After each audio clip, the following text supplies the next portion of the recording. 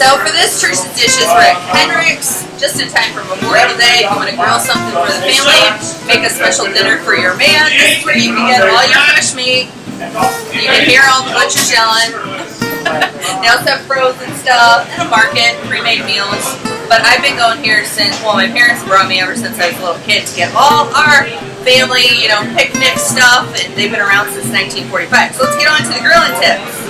So rain's not gonna stop us from grilling. We have some awesome cuts of meat here from Kenrick's. We have Mike and Tim and Steve. They run this place and know everything there is to know, right? That's right.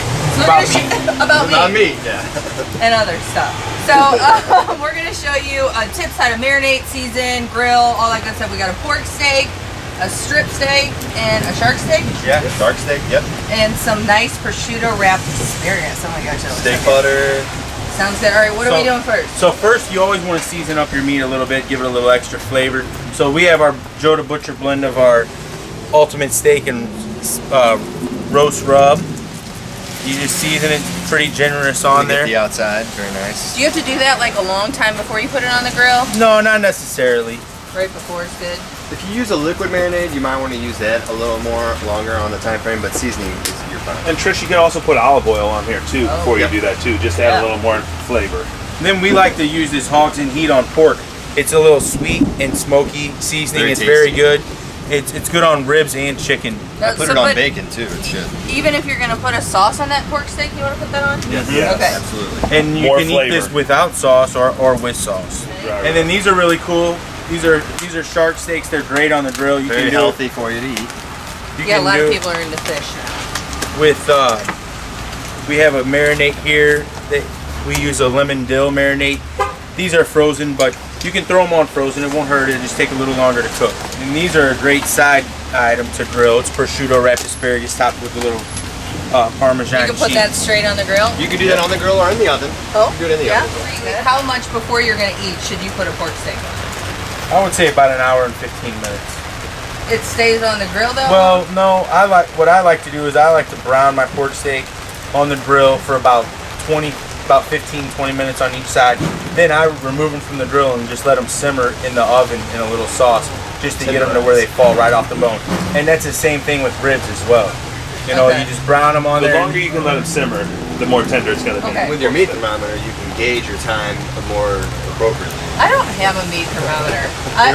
We're going to give you one today. That's the best. This is the scientific way to cook. That's the best investment you can make. I'm always like, I'll just make sure it's done. She's going to wing it. A lot of people like to go by the feel and texture, but really, like I said, that is your money saver right there. All right, the first thing we've learned, you need a meat thermometer. Yes. I'll put those on first.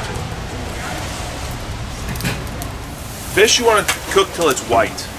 Okay. So it'll become really white. I'm going to say with frozen it's going to take a little longer. I would let these slack really to let these thaw out first, and probably take 10 minutes, and 10 minutes is a good rule of thumb on fish. So whenever you're cooking a steak, you want your fire really hot, and whenever you're cooking chicken or pork, you kind of want it a little bit not as hot to where it can slow cook it a little better. Now, a lot of people don't have a charcoal grill. Either they have gas or... Does that change anything, what we're doing? No, it really doesn't. Can I tell you, charcoal is the original way to barbecue and probably gives you the best flavor. And propane's just a little bit easier, to be honest. As we said before, the meat thermometer is an important utensil. So we're going to temp our steak out and see where we're at. That thing scares me. And it looks like we still got a little bit of time left, which is good. Okay, now wait. How do I know what time's what? I do not like... Yeah. I can have pink, but it cannot be... bloody. Well, really, when you want to cook like to rare or medium rare, like where you're at, like Mike said, I cook mine to 135. Mike likes his a little more done than me. What's 135? Runny blood? No, it's going to be pink in the center. It's going to be red in the center, pink outside, and brown on the exterior. Since we checked everything for temperature and we know where we're at right now, we're going to go ahead and pull our pork steak off. Ooh, and we're going to go ahead and set that in the oven. We're going to pour some barbecue sauce on there and let that simmer for another 45 minutes. What's the oven at? The oven's at 350. Okay. So you do want to preheat your oven, and then, like I said, 45 minutes to an hour, you're good to go.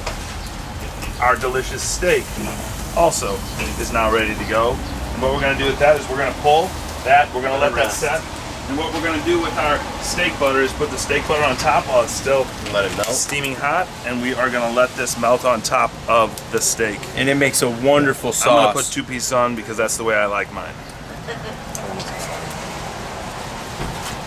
Our shark steaks now are done also. That was like 10 minutes each side. This was on 10 minutes on each side. Oh, that looks good. And And that asparagus, oh my god, that looks awesome.